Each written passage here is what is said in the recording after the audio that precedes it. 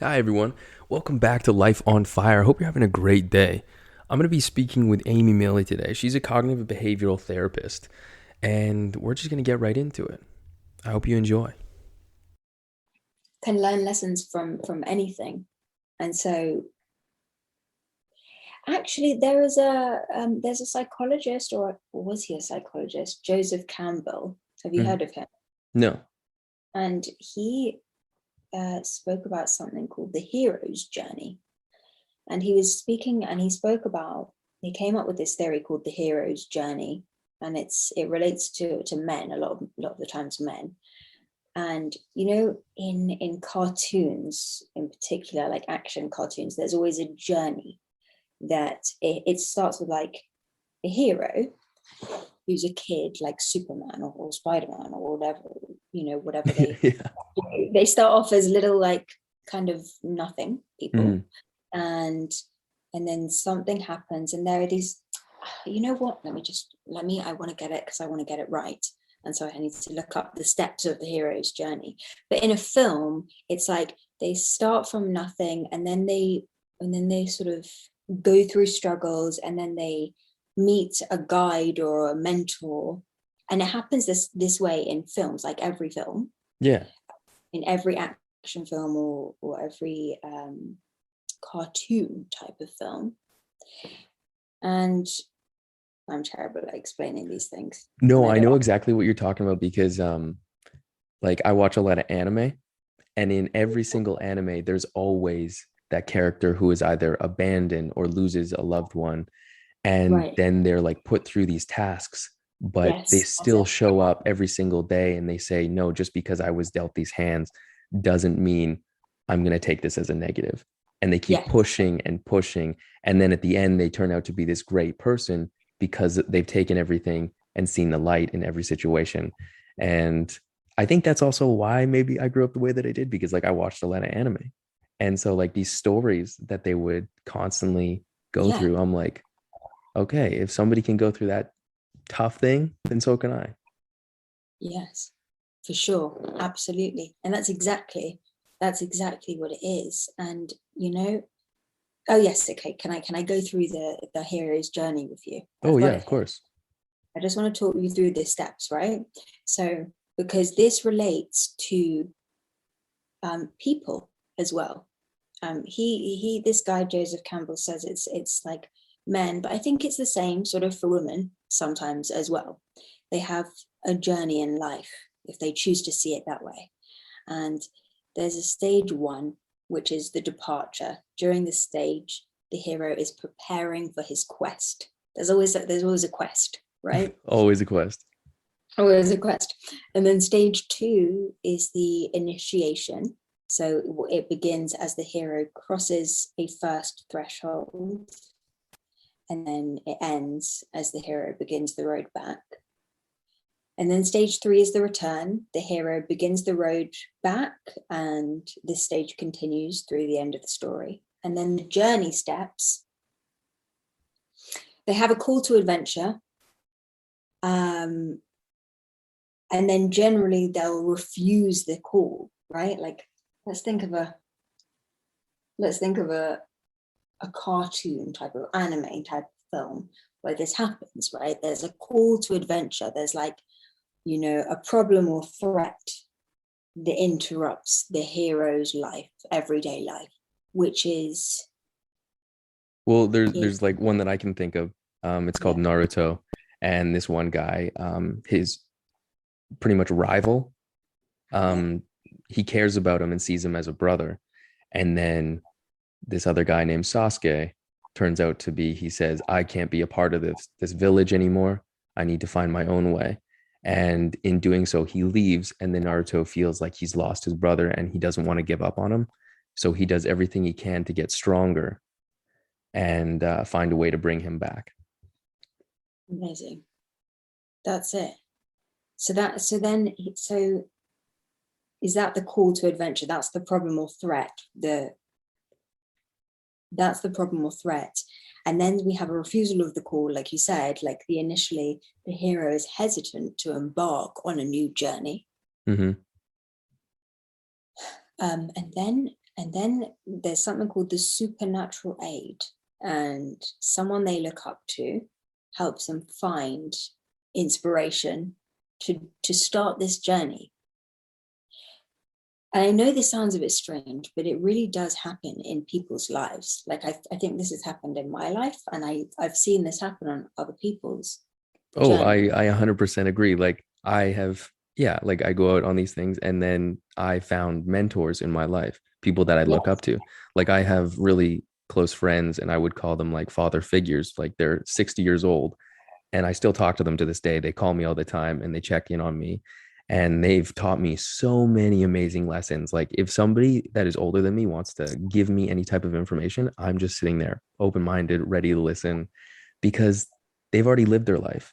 They're still going, but they have so many lessons that they're like, let me pass this on to you so you don't make the same mistakes.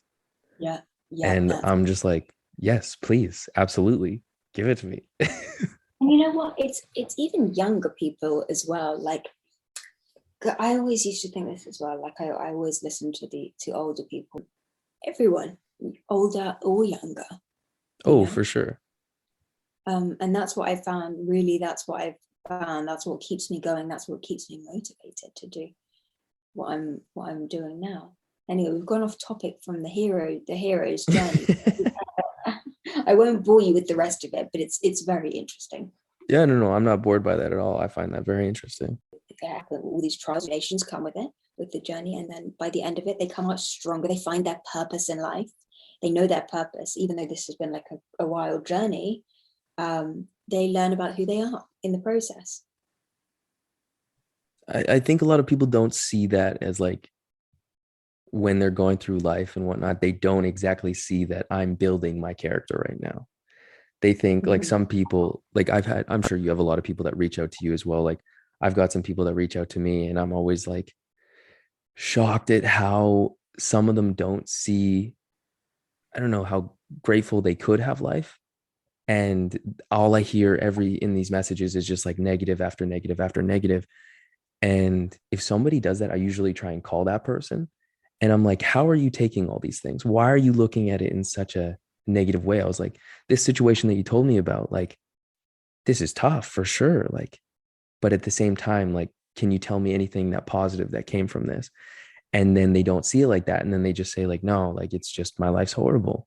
And I'm like, okay, well, I'm going to give you some things that maybe you should like look at and try and flip the script.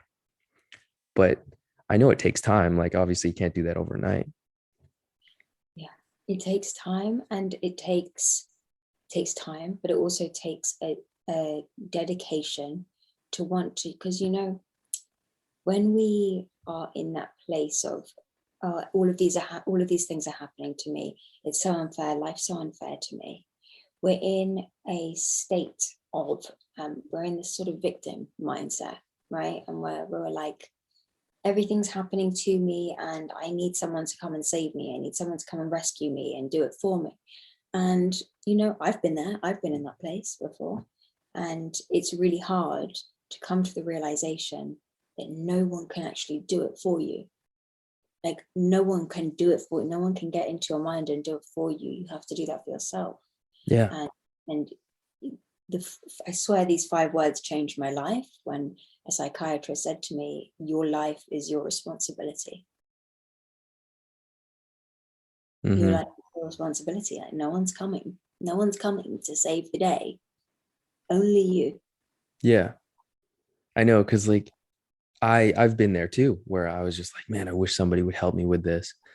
And then I don't know what it is, but then one day you just kind of go like, you're like, okay, you know what? I have people around me that will support me, Yeah, but they're not going to pick me up off the floor. Like that's I it. have to do that myself.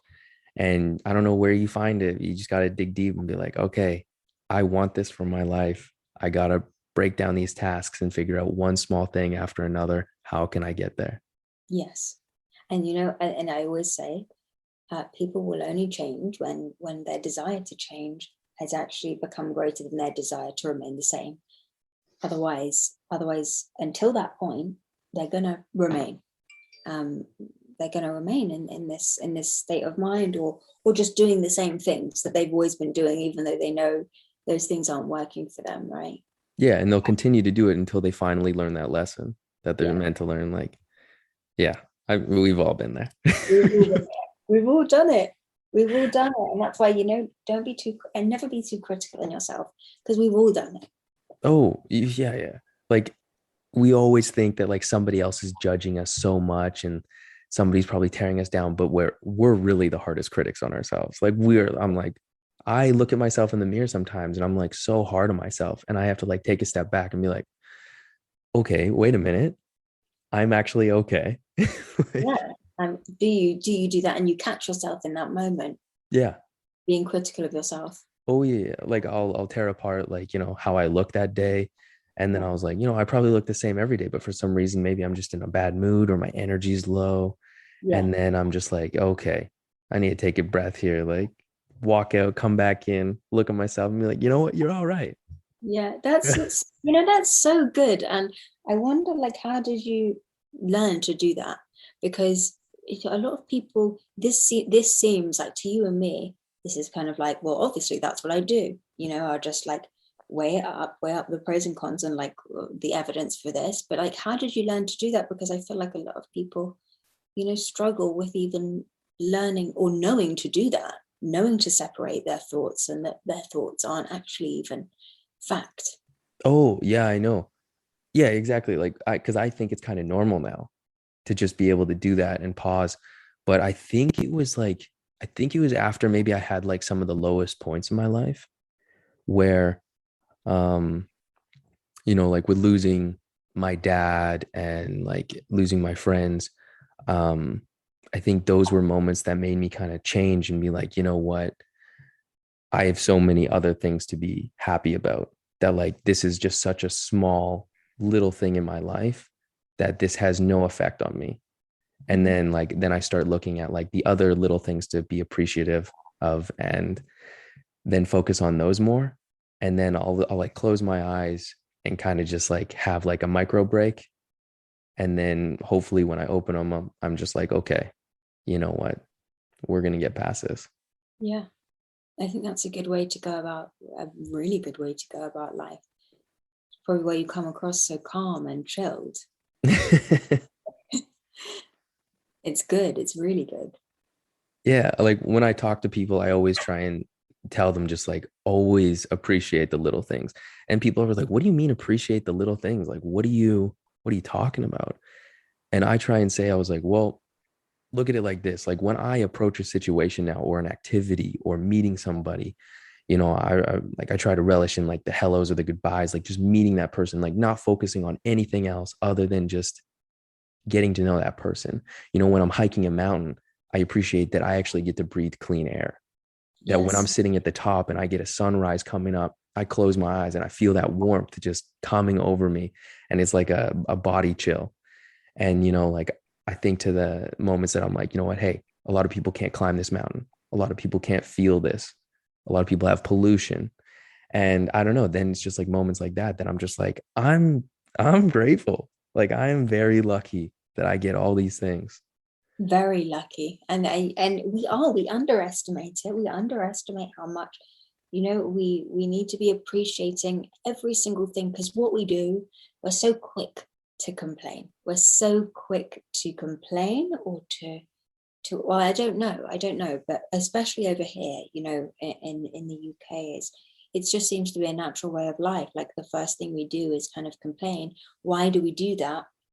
Well, we do it to protect ourselves from something, but really it's not protecting us from anything, Yeah. because this idea of negativity is only keeping us trapped in a negative thought pattern, like we spoke about. And so it's not going to actually help us progress. It's not protecting our hearts. It's not protecting anything. No.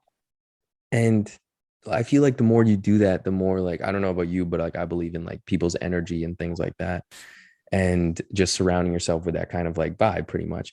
And the more people just like talk negatively, you can just kind of wears on people. And then like if you get closer to somebody, it's not as pleasant to be around them.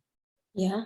And so that's when like I I try and just stay to those positives. And then once I did that, I noticed like people were like, you know, started smiling all the time. And like even the funniest, littlest thing, like, I don't know about you, but sometimes like when I wake up in the morning, I do this weird thing because I read it somewhere. It's like if you want to increase your energy, you just like get up and you just like start kind of like punching in the air or whatever. God, amazing. And I did that and I was like, yeah, I laugh every time I do it. Yeah, I'm But like, imagining what I'm imagining is the viewpoint from someone walking down like on street level and then looking up at the window in like a block of flats and seeing you just in the window. I mean, honestly, yeah, if my windows were open, that would probably happen. And then I'd just be like, I just point at him and be like, I hope you have an amazing day, sir. They're like, what? Where is this positive energy Who coming is from? this person? Why are you looking at me like that? Why is he smiling so big? Yeah. No, go and tell me more about that though. This dancing. Oh, like when I wake up in the morning? Oh, yeah, I honestly don't know where I read it. And it's funny because like then like I try and tell people at work, I was like, oh guys, have you ever tried this thing? And they look at me and they're like, what? Oh, what are you talking about? And then I'm like, no, no, no. I know it sounds crazy, but try it. And then every time they see me and they're like, oh yeah, we're just gonna like flail our arms like this, buddy. And I'm just like, yes, that's exactly what you're going to do. Because you know what? There's nothing wrong with that. Have you heard of laugh therapy as well? Where Oh,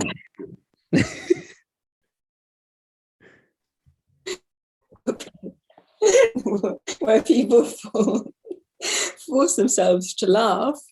And I've done this before, group therapy, laughing therapy, and everyone forces themselves to laugh in a circle. And at the beginning, I was so embarrassed. I've never been so embarrassed. I was like, what is happening? And they were like, no, no, really, like this genuinely helps. And we were all sitting there laughing for about half an hour to an hour. And I have never felt so pure and like whole and connected to people after that experience. was this like, yeah, you like force yourself to laugh, and then after by forcing yourself, then you continually like actually laugh? Yes, because it's infectious, right? Yeah, Like yeah. laughter is so infectious. So it was just bizarre. It was bizarre, but it was so good.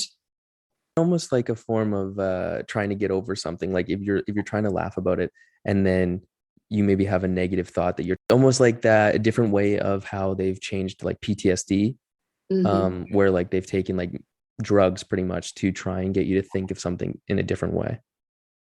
um, like LSD, like they're saying that LSD and mushrooms, like hallucinogenics, Yeah, yeah. um, are are really good for some sort of mental illnesses. And I think that, you know, to an extent, I agree. Um, However, I also think that, you know, sometimes, and even with this laughing therapy, you want to make sure that you're doing it not to avoid how you're feeling, right? Hmm. As long as it's like connecting you to whatever emotion you're feeling and not pushing you further away from it, then do whatever you want. But make sure that there's no avoidance strategy in whatever it is that you're trying to overcome.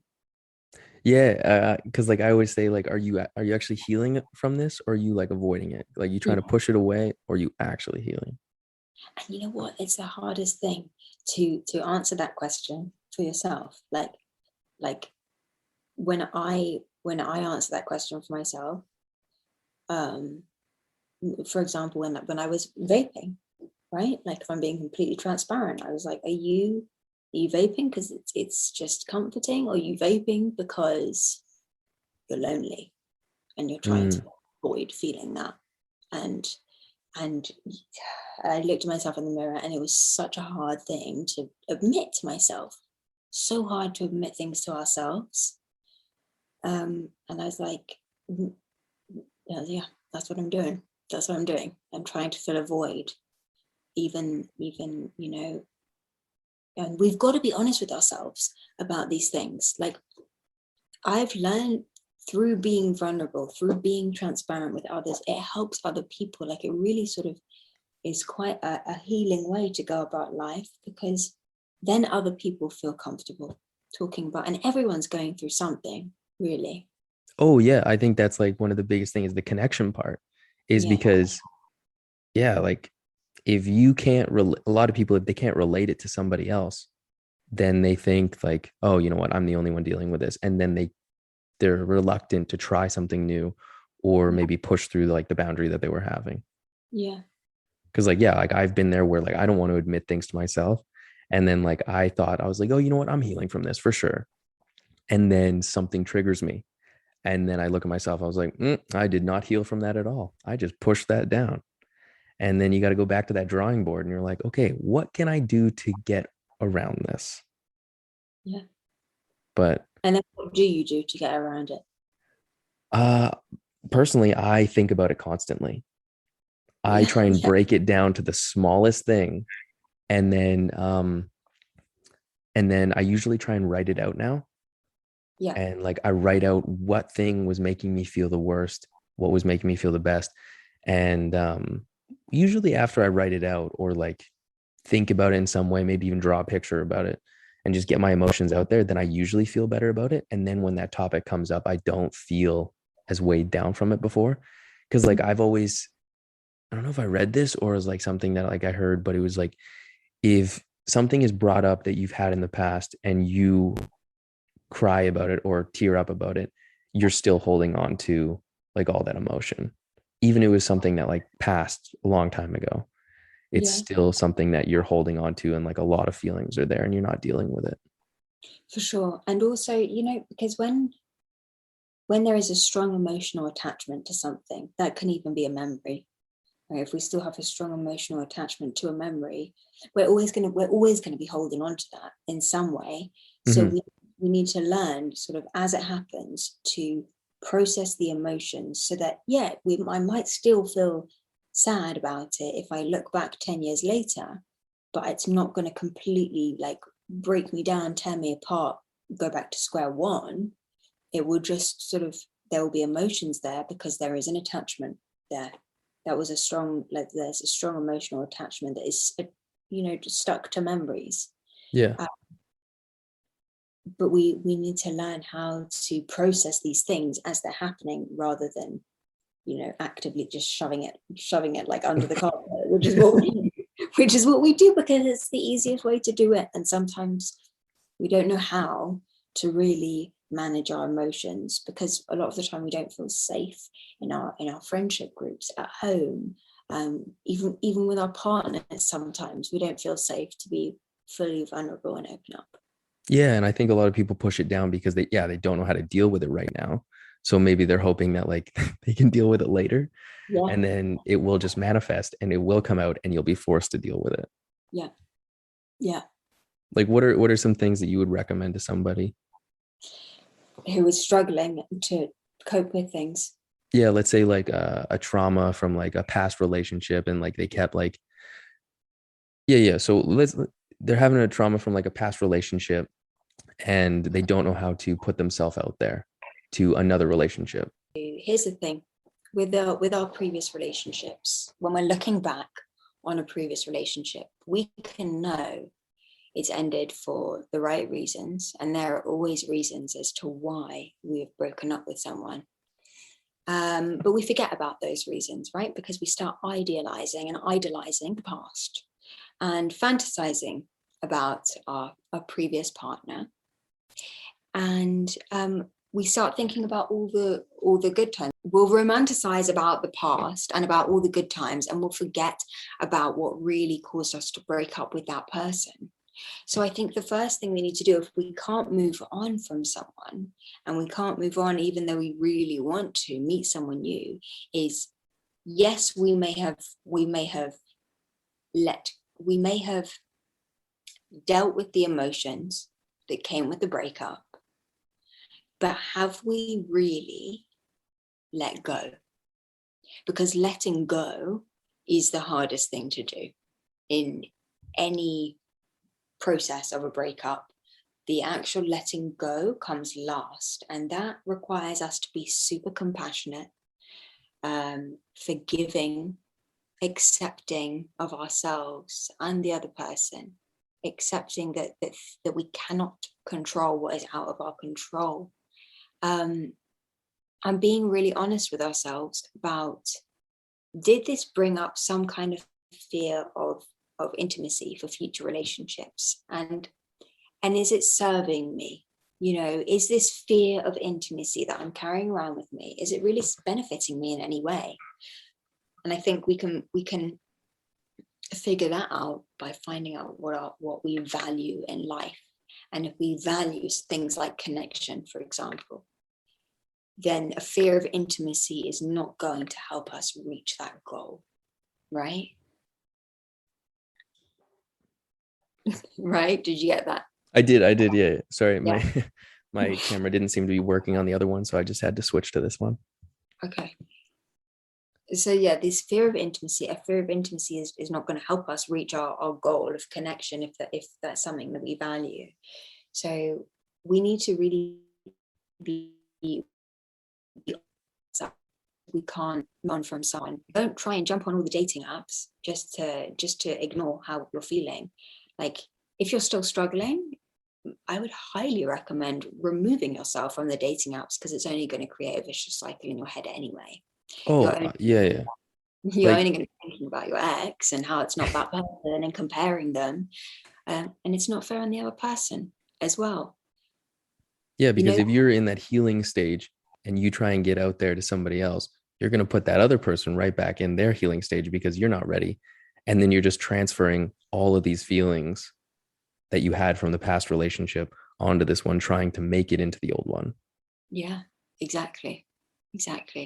And sometimes, I had this recently when I was sort of dating someone, and I won't lie to you as well, I'll be very honest. I used to have and I still sort of, and to an extent, have a slight fear of intimacy when it comes to intimacy and emotional sort of closeness, because of my past. And the way I work through it is by asking myself, how much is that serving you? How much is that actually working for you?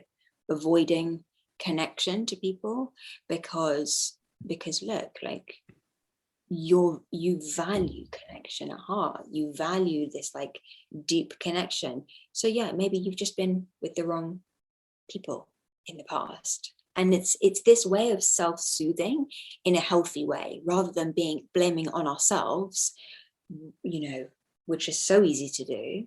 So easy. Turning to ourselves and being like, oh well, why would they like you anyway? Of course it was you, they didn't like you. It's got nothing, it's so rarely personal. In the dating world, is a very difficult one to navigate, and it's a very vulnerable place to be. And it's really important to remember that, no one is out to get you. No one's out to hurt each other, really. Everyone is just more focused on themselves, and sometimes, unfortunately, that means hurting other people emotionally in the process, without meaning to. Really, without meaning to. People don't go into dating, I mean, I don't know people that go into dating thinking, I'm out to hurt someone. I Yeah, really want to. It doesn't work like that. It just manifests that way sometimes if we realize that we haven't healed some of our past. exactly. And then you look at it and you're like, oh man, like I'm still thinking about the past person. And like now you're like, well, how do I end it with this new person? Like, I don't want to hurt them.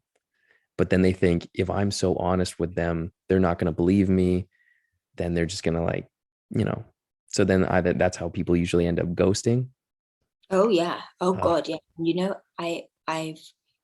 That's what I was saying. I was recently dating someone who, it was kind of going well. We weren't really dating. We actually went on 2 dates, but after, we weren't really dating. But we had 2 dates, and really at that point, if he had ghosted me, I wouldn't have been surprised about it at all. But because of how he was feeling, he took the time to say to me, Amy, I have a lot of respect for you, and I don't want to lie, and I don't want to not message you, because I thought I was really ready to move on, but I realized that I'm not.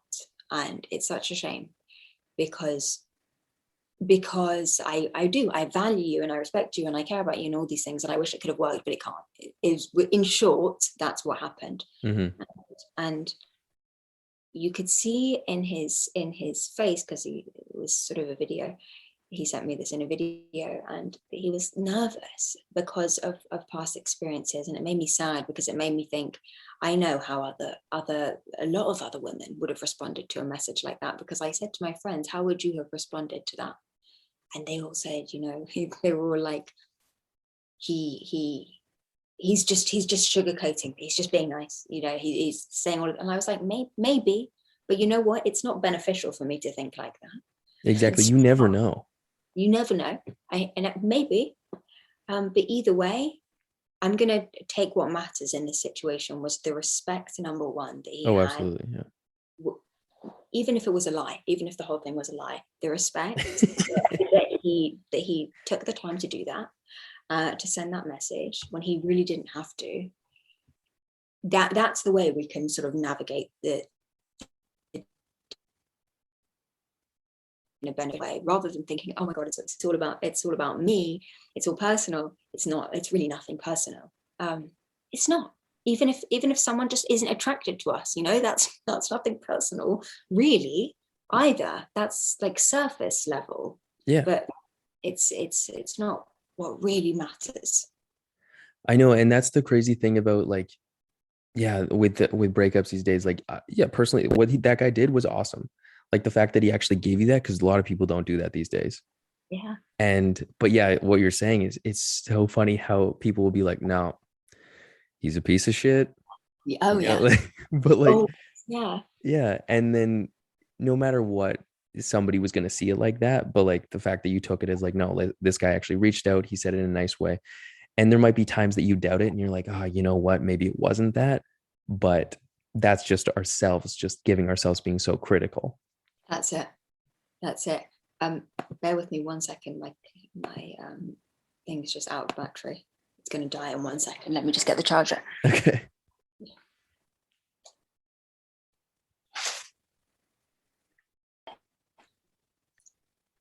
Boom. All right. So yeah, let's continue that kindness and whatnot. Yeah, and it's so difficult to be kind to ourselves when we have this voice in our head, right? I think we always have two voices in our head. We have our higher self, the voice of our higher self, and then we have the voice of our inner critic, or like our ego, that creeps in whenever we don't want it to, right? Whenever we least need it to be creeping in, the inner critic comes in, like when we're really busy, or when we're trying to go to sleep, or when we're trying to, do something important. It's that inner critic that comes in. And in that moment, we get so caught up in our emotions that we forget about the logic, about the rationality, and how we can bring any logic into the situation, right? Because all of an inner critic is just our ego being judgmental of us. There is no evidence though for that to be the case, right? Like our critic will tell us, inner critic will say things like, you're useless, you're worthless, you're a failure, there's no point in doing what you're doing. But there's no evidence to back that up. Our thoughts aren't facts, Yeah. right? So they're not, and that in itself can be quite a life-changing thing to understand, that our thoughts are not facts, and we can choose which ones we want to act upon and which ones we don't want to act upon. So when it comes to practicing self-kindness, I think it's super important to understand when we're too much in our emotion, and start thinking, okay, I'm feeling all of these things. I'm feeling like I'm a failure. I'm feeling like I'm worthless, and that, I'm no good. But where is the logic in that? And then when we start bringing in the logic, we find this space in between the left side of our brain and the right side of our brain. And it's sometimes known as the wise mind. And in this place of the wise mind, we have equal measures of emotion and logic, or rationality. And we can sort of take a bird's eye view on the situation at hand and start having a bit more compassion towards ourselves rather than being too analytical about something or too emotional about something. We don't want to be too much either way in anything. Yeah. I think a lot of people, when they think you're being kind and stuff, and then when they don't get the reaction that they're looking for, then they constantly have it in their head that they're yeah, they tell themselves something over and over and over again, like you were saying, and then it affects them negatively. Yeah. And then like, like I have a lot of people that they try and be very kind and selfless, and but in return sometimes they don't get the reaction that they want, and then they start thinking, well, these people don't care. And then I'm like, well, if you plan on being kind and doing all these nice things for people, you can't expect to get that anything in return, because you're supposed to be doing it out of just like the kindness of your heart. So it's kind of like a double negative, almost in a sense that you're like trying to do these things, you don't want a reaction, but you're hoping for a reaction. That's why it's, yeah, well, you're absolutely right. You're absolutely right. It's this idea of expectations. We don't like to have expectations, and sometimes we think we've let go of expectations, but we haven't, because they creep in, right? Mm-hmm. We're like, well, I'll do something nice, and then unconsciously this expectation creeps in, and it will always lead to disappointment, Always. because our expectations, we don't realize that as part of an expectation, we're putting someone on a pedestal, and expecting things that are quite unrealistic generally in our head, in our unconscious mind. So even if that person were to be kind in response to us, would they be as kind as we've imagined them to be in our head? Probably not. And so we won't actually be able to see what's going on in front of us, the positives that are taking place in front of us, and appreciating those things, because what we've done is we created the scene in our head, and nothing will ever live up to that in reality. Mm-hmm. You know what this reminds me of? Well, Um, when you're starting to see somebody for the first time, I think this is like a total jump, but for some reason, this just made me think about it. yeah. um, the perception of somebody in the very beginning. I think nowadays, so many people um, create this image of this perfect person before they even meet this person. And, they'll look at their Instagram, their TikTok, whatever, and then they think this person is either perfect or whatever. And then they meet them and then they don't live up to this expectation. And then they end up getting hurt. Yes. So it's like same kind of thing, but like in a different situation. But I feel Yes. like that happens very often. Oh, very often. Does it happen to you? Because it's happened to me on Oh so yeah, many. it's happened to me. And It's somebody has literally told me that. And I was just like, oh, someone okay. said to you that you're not what they expected. Yeah, yeah, yeah. Oh, okay. And Um, what happened? How did it make you feel? um, well, it didn't make me feel pretty good. No, I'm It's sure. yeah, they talked about how, like, talking to me beforehand and seeing all these things, and they said that they built me up, and they were like, you know what, I thought you were like this perfect person, and I was like, well, that's where you went wrong. Like, nobody's perfect. Like, I can't be perfect. um and I think they were filling in gaps that like maybe I hadn't explored yet or shown them yet, so they were thinking that I was like this amazing person. And Yeah. then after some time together, they opened up and they said, you know what, it's not exactly how I thought it would feel with you, and you're not what I pictured in my head. And I just looked at them, I was like, that's a very dangerous road to go down.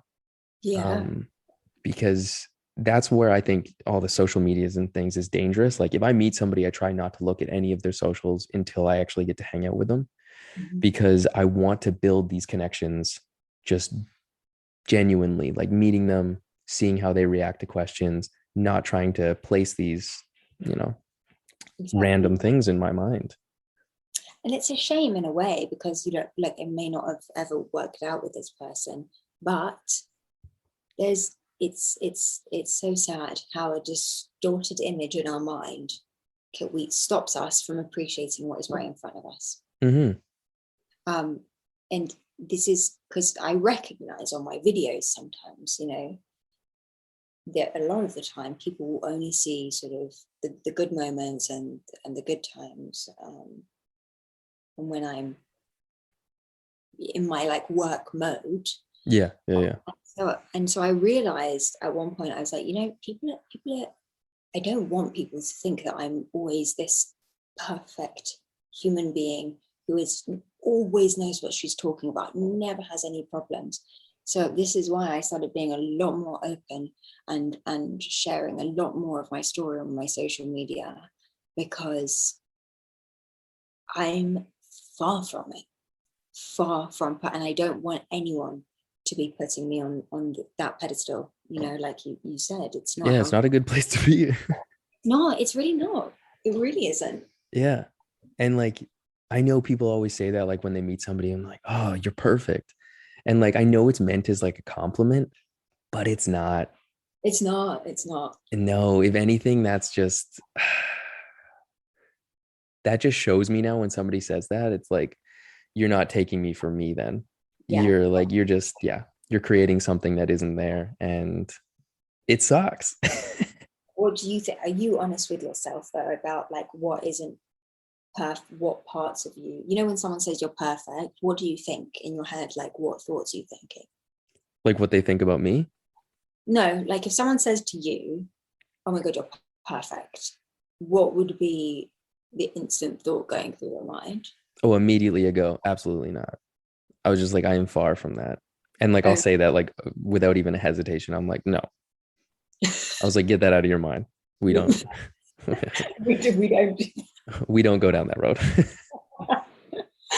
But like, do you know what parts of yourself aren't? I mean, no one is perfect, of course. But do you know what parts of yourself that like, are you honest with yourself about certain things that need working on? Or Oh, absolutely. I reflect all the time. There's so many times that I will just sit and read something, and then after I read it, I'll try and see how that relates to my life. And then once I do, then I look at myself and think about a situation that maybe I don't want to say failed at, but like learn something from. And then it'll just be, I'll be very more critical about that situation in my life. And then I want to like just dive in. And I, like I said before, I'll think about it constantly and say, how can I do better at that next time? You know? And yeah, there's things that I want to work on. There's things that I think I'm great at, obviously, like I'm proud of myself in a lot of aspects, but there's things that I always know that can use improvement. yeah, yeah, that's good. I think it's, the most important thing is um, dating over here is different, because a lot of people are very quick to point the finger and say like, you're the problem, you've got work to do, you need to do more work on yourself. Very rarely will people like point the finger closer to home and be like, actually, maybe it's not anyone's fault, maybe just both of us aren't in the right headspace right now, because we might both maybe have work to do on ourselves. And this is a really beneficial way of looking at things, but it's something that a lot of people rarely do. And so, that put me off dating over here for a while. Hmm. Yeah, I think like the same thing can be said to a lot of things. Yeah. Like when you're trying to apply for a job or facing a new activity, and then maybe somebody else gets it over you, and Oh, you're like, ugh, well, I'm shit. And it's yeah, like, well, exactly. no, you're not. Maybe it's just like you weren't able to portray yourself in the way that you wanted to in that moment, or you weren't able to demonstrate the skills that you had. And unfortunately, you didn't put your best foot forward in that moment. But like, I mean, it doesn't say you won't be able to next time. You could go in there exactly the same person, but you just happen to present yourself different. Yeah. And sure, maybe you're like, you know what? I was weak in this area. I'm going to go get a course, or I'm going to read a book, or I'm going to talk to somebody who can better understand this situation better. So like I can come out, smarter or more understanding of that situation. Yeah, that's it. And these things are, in theory, they're very simple. In practice, they're harder to put into practice. Like Oh it's yeah, yeah. training your, it's very easy to be like, yeah, just, tell myself that I'm not. I'm not shit. um, And everyone's like, when I speak to people, and I'm sure the same with you, they're like, but you make it sound so simple. And I'm like, because in theory, it is really simple. We overcomplicate life. In theory, this is really simple stuff to like retrain our mind. The reason why it's not simple in practice is because we overcomplicate it by being critical of ourselves, by trying to protect ourselves in any given situation. We'll go to like extreme lengths to protect ourselves from threat or hurt or pain. And you know, we need to start being able to retrain our mind in a way that doesn't bring this inner critic into it at all times, because there's no evidence there with the inner critic. Yeah. Just a constant battle. Yeah, it is. Yeah. That's, and And it always will be. And it is, and it's going to be forever. Yeah. It's not. It doesn't have to be. It's a battle. It's for as long as you battle it. If you fight with yourself every day, your whole life is going to be a struggle.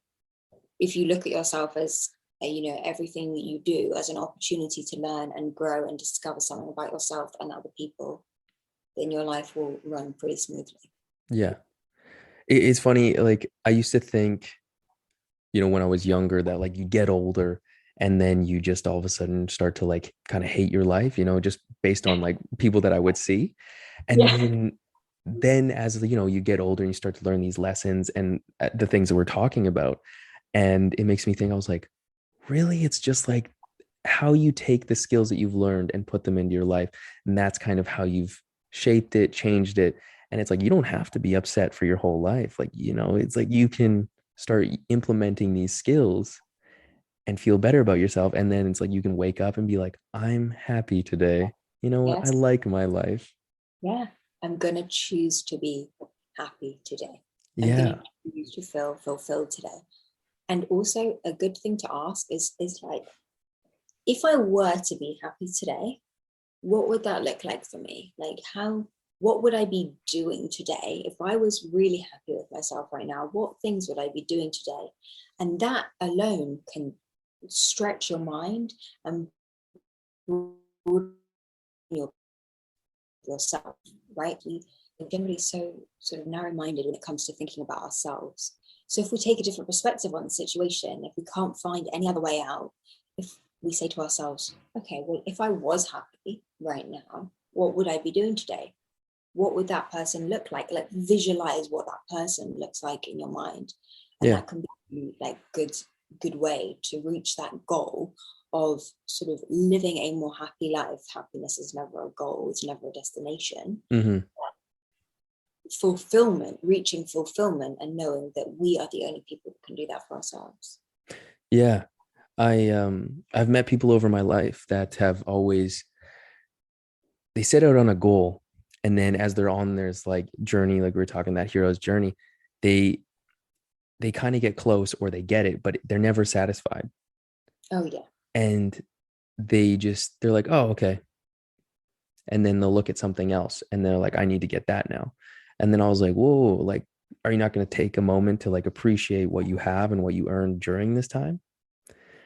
And they're just like, well, I haven't got what I want yet. I was like, well, you just did.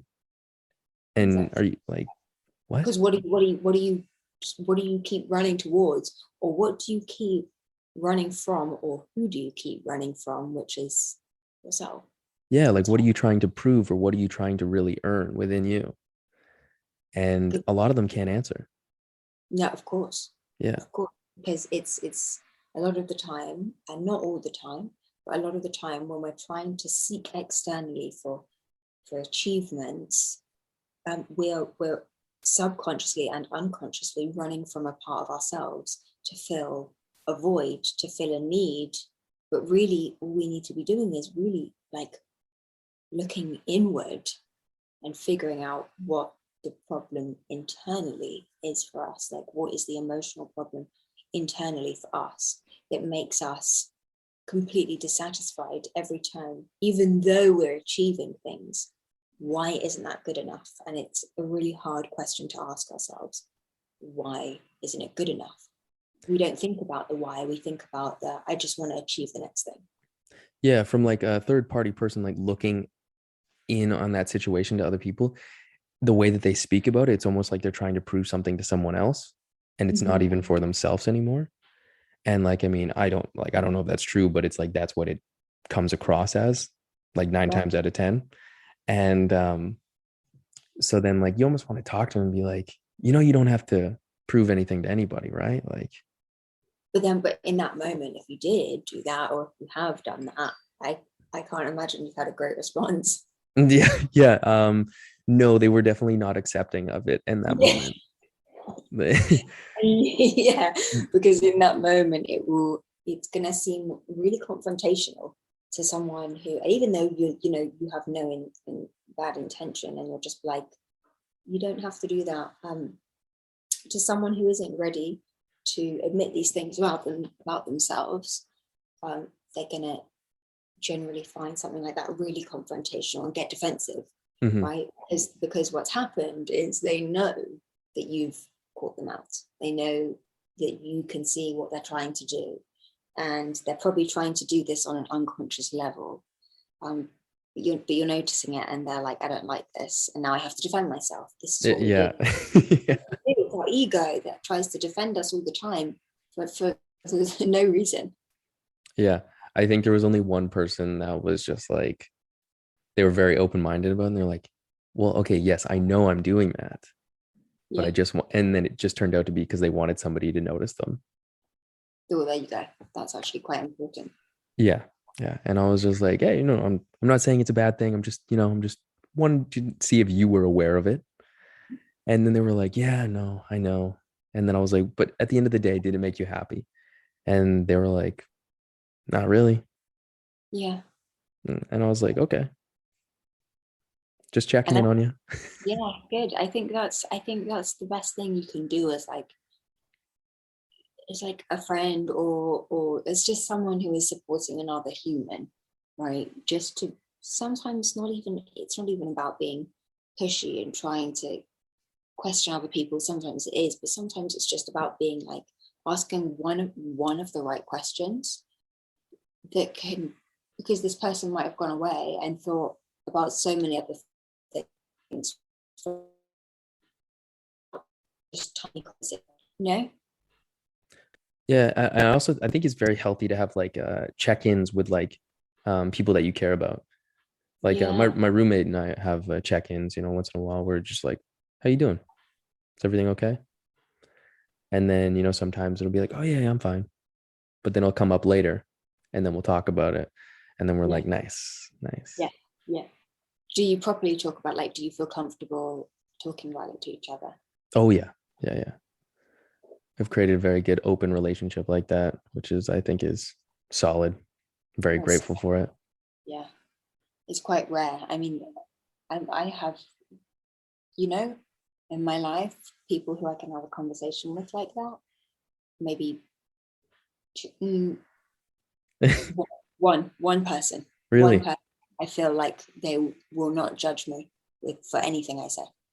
One person. Yeah, I think it's very hard to find people because like, you don't want to hurt anybody's feelings but like it's once you I don't know, I want to say like cross that boundary or something or like that threshold where it's like you get to that point where you just happen to talk about something and then they are very open and then they realize you're not going to be hurt by the feelings and then you're not going to be hurt by theirs and then you can just keep talking and then you're like, oh my god, like I have somebody at work like that as well and we just started out our conversations like that and I don't want to say we're dicks to each other but like we're very open with each other Yeah. and I appreciate it though. I'm always like, I know exactly what this is on this guy's mind. And it's very refreshing. Like he's never beaten around the bush. He'll tell me exactly how he's feeling. Yeah. And I love that. It's amazing. It really is amazing. I think people say, like, I grew up with two brothers as well, so who were very they treated me they treated me a little bit like I was like one of the boys. One of Right, the boys. one of the boys when I was growing up, and like they would terrorize me and and say like all of these things, and I never got it when I was younger. but as I grew older, I really appreciated it. I really appreciated the fact that they were just brutally honest with me Mm-hmm. about things. They would always, then they would say it in such strange ways. Like they would be like, "You look awful today. Oh my God, you look horrendous at the moment. What are you doing with your hair or something?" But I really respected it because I knew that they would never lie to me. Yeah. And honesty is so important in this world, and I feel like it's there's not much of it around. I think that is something that is, I mean, obviously I do have like friends that are girls, but at the same time, like I'd say all my guy friends are brutally honest when it comes to like, there's no reason for them to lie. No, And so exactly. like, so they're always just very honest. They're just like, they tell you straight up. And that's what I appreciate most. And it helps you. What does it help you, do you think, with? Oh, I get an answer like immediately. And then I'm just like, okay, I don't have to stress about this. I don't have to worry. And It's important, it's important. And I think a lot of the time, because I love seeing all these videos on TikTok about men talking about, they're kind of like, I know it sounds horrible, but they're like taking the piss out of women in these videos. And it's funny because it's true, right? Like, women have to laugh because men are like, will ask a question and a woman gives 500 answers and she's like, and then at the end she's like, what, it's fine. It's fine. And it's not fine. But women, I don't know why we do this. And I actively try not to do it anymore, is let's just be more honest with people. When it comes to dating as well, like if you like someone, just tell them you like them. Worst case scenario, what are they going to say? No, don't like you. Okay. yeah. And that's it. And not the end of the world. We do it so much. Again, this comes back to like protecting ourselves. Mm. I can't let them know that I'm interested. I can't let them know that I care. It's a strange dating world, that I think we all do these strange things, and we act in these ways to try and protect ourselves, but we're not doing it. Oh, I know. I finally feel like I've gotten to the point where I just straight up be like, I like you. Do you like me? You want to grab dinner? Cool. All right. But you know what? They would be so if I experience the same. And I've done that with a few people, actually. I've asked a few, and I can tell you now, the amount of people that say to me, "Amy, what do you mean? You ask someone on a date?" And I'm like, yeah, I do. Because Yes, what I I did. do, why not? Like, why not? Yeah. What's the worst case scenario? Number one, they say no. Number two, they tell all their friends that I'm weird, but I'm never going to see them again. So, so, so I'm not losing anything. Yeah, I honestly don't think about it anymore now. When I ask somebody, I was like, yeah, all they're gonna do is say, I'm not interested or no. Or maybe I don't even get a response. And then I'm like, cool, cool, cool, Yeah. sweet. And then you deal with that when it comes to it. Yeah, but like, yeah, I always tell myself, I was like, I don't want to live in the world now where I'm not asking the questions. Or like Yeah. then I regret and then I think about it constantly. I was like, well, I could have done that, but I didn't. And you're not doing that anymore. No, now I'm just like, let's go, let's do it. Yeah. Good. Good. And do you find yourself Happier. happier? Exactly. Yeah. Less protective and less guarded of, and I don't know if you ever were sort of very guarded, but it Oh can, yeah. yeah, it can feel really liberating to just start being more honest and authentic with ourselves so that we can start showing up for other people. Because let's be honest, we all do want connection with Oh, other absolutely. people. And the only way we can do that is if we're honest with ourselves and authentic with ourselves. And like I said, compassionate towards ourselves. Hmm. I I think I was talking about this the other day, and then it was just like, uh, because we don't see ourselves as perfect or anything like that. That's why we attract all these other people into our lives, and it's almost like, the whole yin and yang, kind of finding somebody to balance you. And then that person adds to your imperfections and then fills in all the spaces that you are looking to, or that you're not great at. And that's why I love when somebody's different than me. I'm just what can you teach me right now? Like, show me Yeah. anything. I'm listening. Ears are open. Yeah. And do you know like what you need from a relationship? If you're thinking about dating, and when you go into dating, and I like to ask all people this question, is, do you know what you need from another person? I usually, when I look for somebody, it's like I like to see that they have a very open mind, that Yes. they're willing to try new experiences, that they're not closed in. Because I've gotten into a point where I was just like, you know what, I like where my life is. I'm very comfortable. I'm happy. And now I just want to share everything. So I don't Mm. need you to, like, you can add to it, which is fantastic. But, I just want that person to have some drive, be Yeah. confident in who they are. And, you know, sense of humor doesn't hurt though, but yeah, like, Yeah.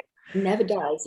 Sense of humor is so underrated, but so important. yeah, It's so, like, I want to laugh constantly. Like, I want to be doing some dumb stuff out there that you're just having a day and you're both just looking at each other being like, like, that's what you want to be doing. I want to be able to be like, and it takes me so long for me to really be myself in front of someone, because I get like a little bit nervous. I'm like, oh, I'm not nervous, but I'm like, oh, I don't want them to think I'm weird. So I think I'm yeah, weird. So well, I'm you like, put the best foot forward at the beginning too, of course. And so, and I think this year is more like, let's all just like wipe the slate clean and be authentic about who we are. And then, like, I feel like the world can just be so much easier this way. If we Yeah, the learn. last people I've gone on a date with, I tried to tell myself, like, honestly, I'm just gonna start off right off the bat with just being who I am, like my goofy self, right off the bat, instead of trying to be like, hello, how Yeah. are you? Mm. And then, like, because then, like, now they just see me right off the bat and they're like, you know what? I like this. He's very comfortable. It shows off that, like, I'm confident of who I am. Yeah. And I'm happier about it. I was just like, oh, now I'm not stressing. I was like, hey, if she liked that, now she likes it. Like, It's like, it's liberating. And also, women and men can see through someone like putting on a front, mhm. right? I don't know why we do it. We go on a date and we pretend to be someone we're not, and then we leave the date thinking, did this person like? Did they Haven't like been that character I ourselves just on played? a date. Yes, yes. Did they like the character I've just played for 3 hours straight and now I'm exhausted? Yeah. Oh God. Yeah. That's it. That's the way of today. Dating in a nutshell. It's exhausting. Okay, let's jump topics here. Yeah. Um, you were speaking about inner child and healing your inner child. What do you have to say about the inner child? Your inner child is, I always talk about the ego and the self, right? Like, there's a difference between our ego and our self. And our ego being the character that we portray to the world and for others to see, our self being our soul, our innermost person, human being, who is really generally shut down from an early age, right? Because we have things that condition us in life. We have society that conditions us. Our parents condition us to an extent. Our friends tend to condition us as well. And all of our life experiences condition us to a certain degree. And then we find ourselves sort of playing this character and not being true to who we are, so much so sometimes that we lose sight of who we are. We lose sight of this perhaps wasn't given the emotional support that they needed, or the physical support, but it's generally emotional. It's like the emotional side of things. An adult who has experienced emotional neglect, for example, or emotional abuse in their life by their parents, will often feel like they have this wounded inner child and they don't know where it's coming from, because they're like, no, but my childhood was great. I had a roof over my head. I had my parents there. They were there. They weren't super supportive, but they were there. And I had everything done for me and all of these things, and that's great. But if your emotional needs aren't met in childhood, you're going to lose this sense of identity as you grow in the world. So you're going to you might lose that feeling of autonomy, and be confused about who you are as you grow up. And then so you form a character, an ego, and this ego generally becomes really either bitter towards the world, or the ego becomes very, very closed off from other people. And it can be really, really kind of difficult to navigate that, because we don't know this person. We almost don't recognize this character that we're portraying to the world. But equally, we've lost sight of ourselves, of who we are at our innermost sort of central core. And that's when we talk about healing the inner child. We are learning to really reparent ourselves in the way that we needed our parents to show up for us. Okay. So with like emotional, like would you say like it's almost like emotional abandonment? Like yeah, because like you're not sure, like a physical form is there that somebody's like maybe taking care of you, but they're not like seeing how you're doing, checking on you. And then now as an adult, it's almost like how you perceive things. And maybe it's taken away. Yeah, just how you view a situation. For sure. Our perception is based on the core beliefs we develop about ourselves, generally from a young age. So if we're not being shown sort of the emotional support and the love and appreciation we need, then we're going to start developing these core beliefs about ourselves, which again aren't based in logic or rationality, but there'll be things like, I'm unlovable, I'm worthless, and these aren't healthy beliefs to base our life upon. Why? Because then we carry those into adulthood on a very unconscious level. By carrying those into adulthood, well, if we're operating out of a place of I'm unlovable and I'm unworthy, we're not going to be receiving the love and appreciation we deserve. So what we're actually doing is recreating this cycle of neglect and abandonment, because that's our comfort zone. That's what felt safe in childhood. And we don't realize that just because it felt safe and comfortable in childhood doesn't mean that it is healthy, doesn't mean that it works in our present day, and it doesn't mean that it's necessarily right for us. Yeah, so that's how people start putting up walls. And Yes. yeah, okay. Oh, that makes a lot more sense now. Yeah, it's crazy how many things can be formed from when you're younger and you Oh my think that God. it's just completely normal. And then as you get older, I think that's where an open mind comes in, because you have to realize that a lot of those things come from when you're younger. Absolutely, they do. Yeah, they do. Either when you're younger, or at some time in adolescence, these beliefs can also be developed, or through any traumatic experience. But you've got to be super honest with yourself about these things, about these beliefs that you have, in order for them to change. Hmm. Yeah, because like when I was younger, um, I had situations where like my dad was very physical with me, Mhm. and um it made me realize like, see, I that's where like we were talking about different perspectives and whatnot, because I was watching Smallville. But but because of things like that happening to me, I never wanted that to happen to anybody else. So that's why I took it as like I needed to be stronger. And then I also looked at it like I never want this to happen to anybody that I'm ever close with. Yeah. And so that's like, I thought that was normal to look at it like that. But then as I grew up and I talked to other people, I realized somebody else could have taken that in a completely different way, could have sent them down a dark rabbit hole. And Sure. then there's another part of me where my dad was married like 5 times, and I realized that's where my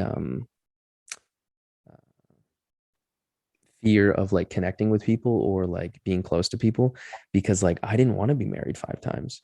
And I Yeah. thought if I got too close to people, that like then I would, maybe it would go well and then I'd have to like leave. And then I was like, oh my gosh, like I'm, and Yeah. then I was So like, yeah, it was a vicious circle. And then like I had to work on that for so many years, being like, you know what, there's parts of him in me, but it's not all of me.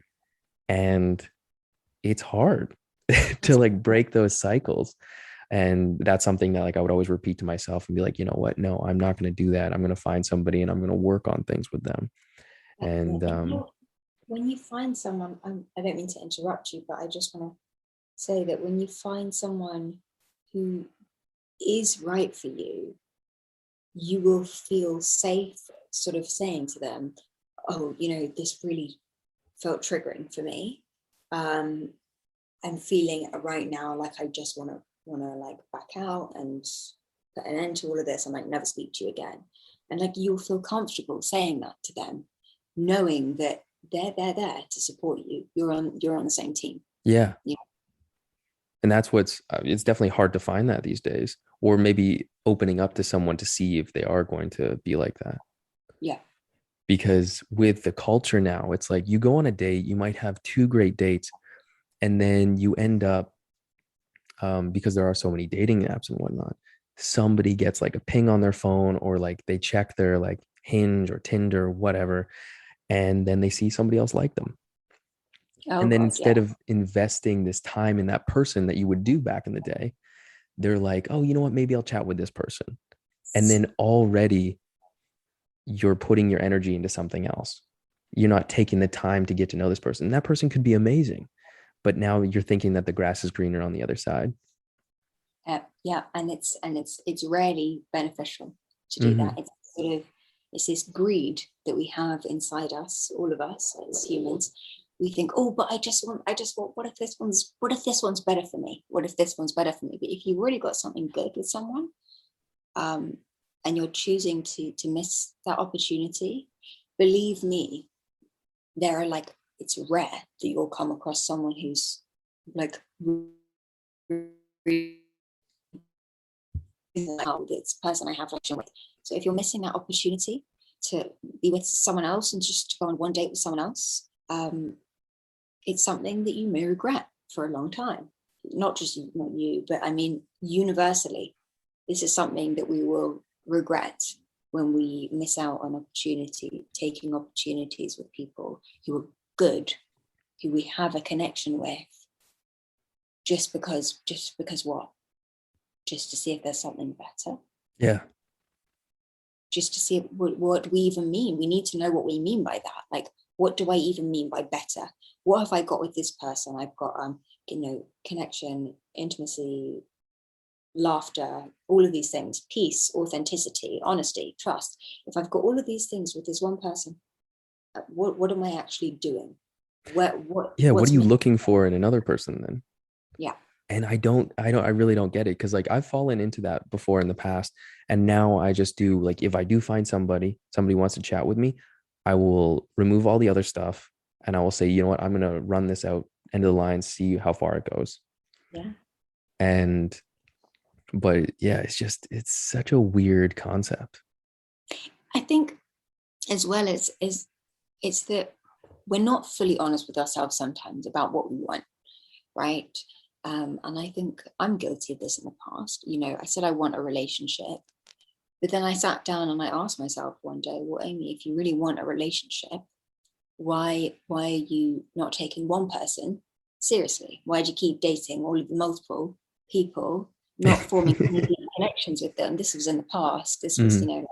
years ago. But do you really want a relationship that's built on like trust and honesty and compassion and closeness and connection? And I was like, oh, actually, I didn't at the time. I was lying to myself about what I wanted, which was making Mhm. it more difficult for me.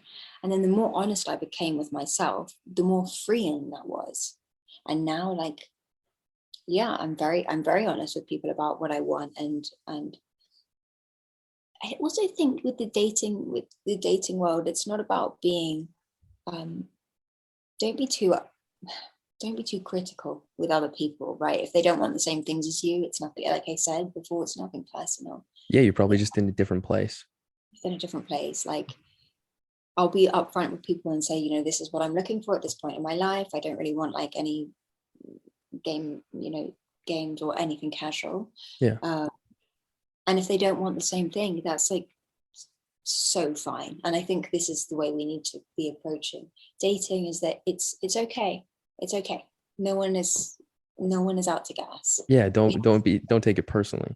And like I think people should be definitely a lot more honest about what they want right out the beginning. Cause like I've done that now where now I say like, yeah, I am actually looking for somebody to be with. And then if they take it, awesome. If not, that's okay. But I've been in the situation where I say that and they're like, you know what? I really want that. Like that sounds so nice. And then they'll go off and tell me about what they really want. I'm like, wow, it sounds amazing. Yeah. And then you're dating for a little bit. And then all of a sudden they get freaked out. And then, yeah. And then they go, you know what? This became way too real for me. I realized like I have commitment issues when it comes to this. Like I thought I was ready for this. And yeah, now this just seems like a lot to me. Like I don't want to have somebody else in my life that I have to care for. And I was like, you know what? You don't with me, but I understand where you're coming from. And I'm going to try and not take this personally, but yeah. But it's hard not to take it personally, isn't it? yeah. Cause then you start going like, well, maybe I did this wrong. Maybe I did that. Maybe I'm just not as great as I think I am. No, but that's not true. That's not true. Mm. It's not necessarily true. It's generally, you know, when we show up for ourselves when we're dating someone, and we start being really honest about and feeling comfortable in what we want, and, you know, living true to our values and all of these things, that can actually scare some people. It can really scare some people. We can think, you know, you might look at yourself and be like, I'm like such a catch. Why wouldn't people want me? Right. And it's not that they don't, it's that they sort of might see the long-term potential in you, but think, oh my God, he's like made me really aware of all these things I haven't worked on in myself yet. And Yeah, exactly. That scared me. Mm-hmm. Again, it's really not personal. Like, and there's always moments, I think, to take the other perspective as soon as we can and be like, okay, even though I can validate that experience myself, I'm taking it a bit personally right now, but what is another way of looking at this? Yeah.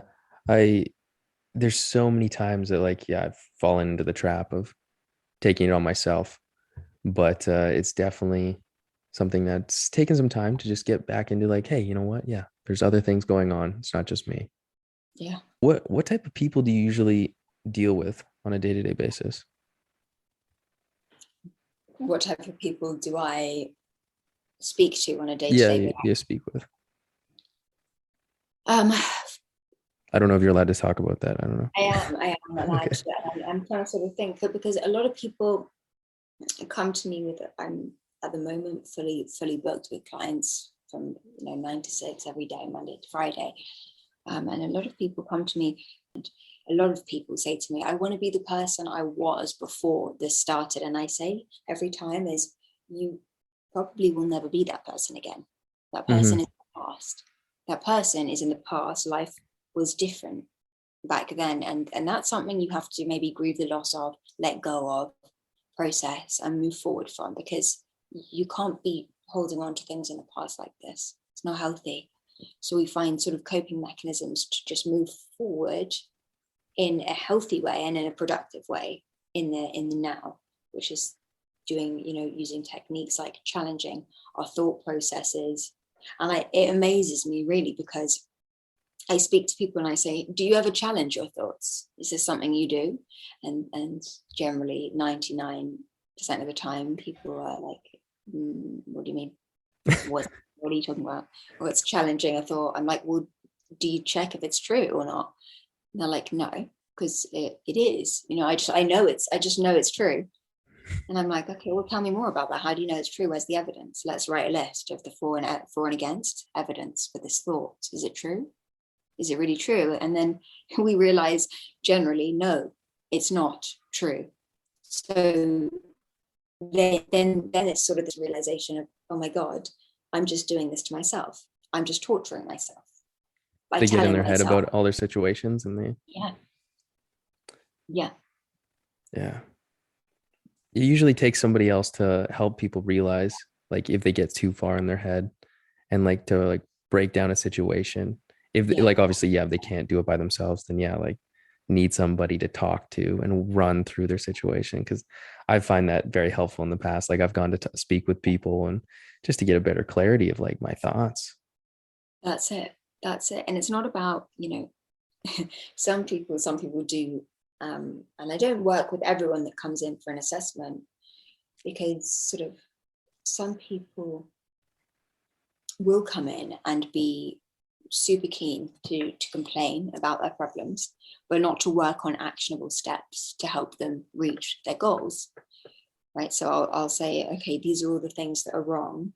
What do you, I don't know, like I just want to feel like myself. I'm like, well, what do you want? Be specific about it. You need to be specific about what you want. And because CBT can feel sort of quite confronting and difficult at times, because it pushes us to challenge our mind, and it stretches our mind in places that we're not used to, like sort of venturing to.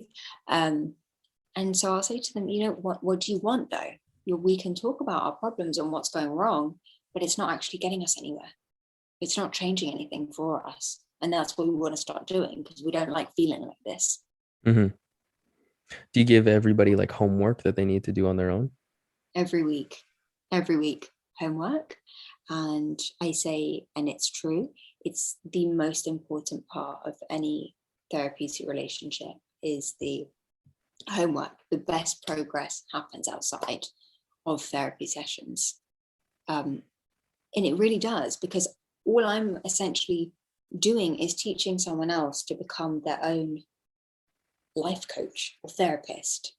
I'm not just like teaching, we're not just learning things in the session and that's that. It's like I'm teaching you things that you need to be putting into practice in your everyday life.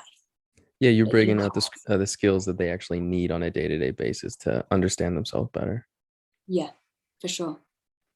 Yeah, I definitely recommend going and talking to somebody. Like people are always like, you know what? I don't really want to. Like I feel like it's bad and like it has this bad stigma. But I was like, but why? Yeah. Well, Like, because, yeah, go on. oh, it just like I feel like it's very healthy. And people are like, well, I don't want to tell somebody my problems. I was like, well, you tell your friends. Like this is just like a third party person that just like they're not gonna have any judgment of you. They're just gonna, try and give you a third party, totally out of here, like look at your life and give you a different perspective. And then, yeah, give you the tools to understand them better and, make you feel better about the decisions that you're making at the end of the day. And maybe, put you on a better path than this negative one that you're like kind of dwelling in yourself. For sure. For sure. A lot of the time, people just can't see a way out. And sometimes the reason why they don't go to speak to someone is because at that point, they don't want another way out. We get very comfortable with feeling like a victim of our own lives sometimes is the Mm-hmm. reality of it. And that's okay. That's like really okay if we don't want it, if we're not ready to change. But then eventually, we do learn that I don't want to be this way, and I don't have to feel this way. And there is another way out. Yeah, it's like we were talking about your self-help comes from like yourself, just making that choice. So like what has the biggest effect on these 2 years done to you? Like, is it the Would you? isolation or is it like maybe Um, you haven't been able to talk to people that you want to? so the pandemic, how has it affected me? Yeah. Um, I hit rock bottom in July of this year. After the restrictions had been lifted, I hit rock bottom. I ended up back in a psychiatric hospital for the third time. And it was at that point I decided that I'm doing this. I'm not ending up here. Whenever I hit like a crisis point, I said to myself, I need to feel like home, like in my own body. I need to start feeling like home. I can't be running to the hospital every time I feel unsafe. I need to be like finding myself, like finding the comfort within myself. That sounds very deep, I know, but bear with me, because I was always running away from myself to fix all of these problems I had, running to hospital. And I learned at that point how to reparent, how to start reparenting myself, understanding that I can't change other people. Like really understanding that I cannot change other people and the way they are towards me. I need to stop expecting other people to come and save me. So learning those things was really soothing in a way for me. Learning to take accountability and responsibility for the way I feel was really soothing.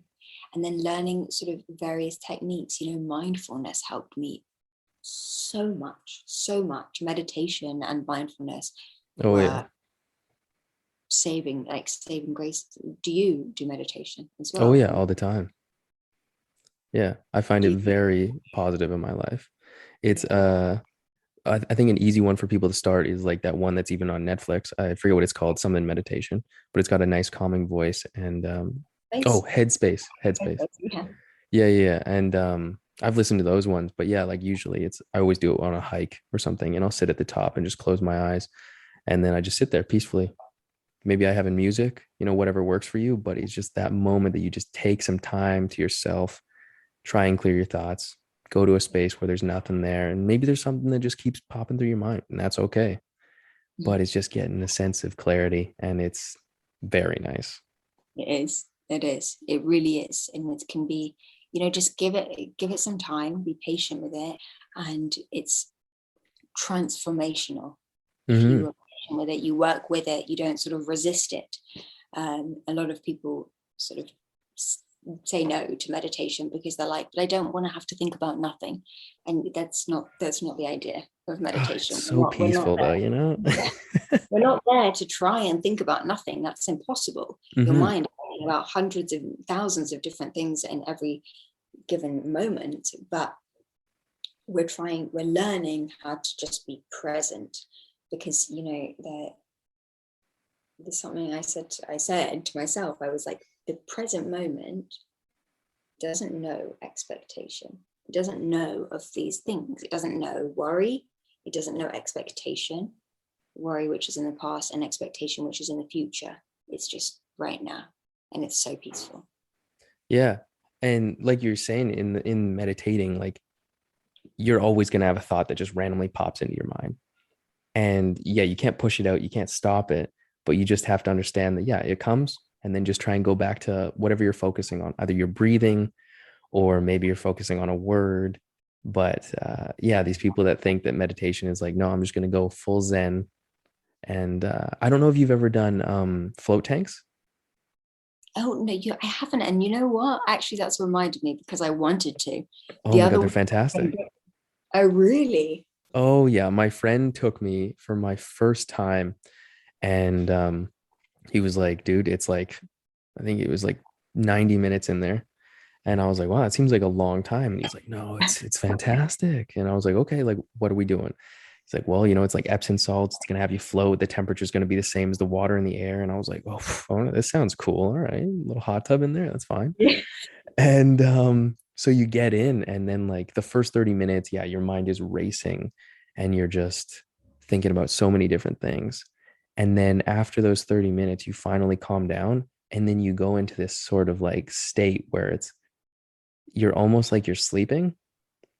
Yeah. And then you just have like random thoughts. Like, I'm not gonna lie, the first time I was watching like a lot of anime before I was going in. And so when I went into this state where I thought I was in this world for a week. Oh my God, that's amazing. It felt fantastic.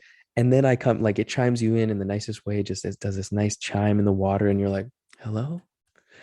And then like you come out so relaxed. And at first I was like, wait, where am I? And then I was like hooked after that. And then I started doing it like at least once a month. So then I almost had like a reset for the month. And then you just feel so relaxed coming out of there. Like, I mean, not every time I felt like I went into this world for a week or whatever, but like, it's like, Wait, but that's amazing. I actually want to do this. I was thinking about it, and then I thought, do I really want to, do I really want to do this? Or like, is it something that I think I'd enjoy? Because I do have ADHD, so my brain is kind of very active a lot of the time. But that really has inspired me to do that maybe this week. It was like I definitely recommend it to people. Well, I might do it. Really, I might do it. You've genuinely inspired me. Truly. Yeah, it's like just a different, I want to say it's like almost like a forced sense of meditation. Yeah.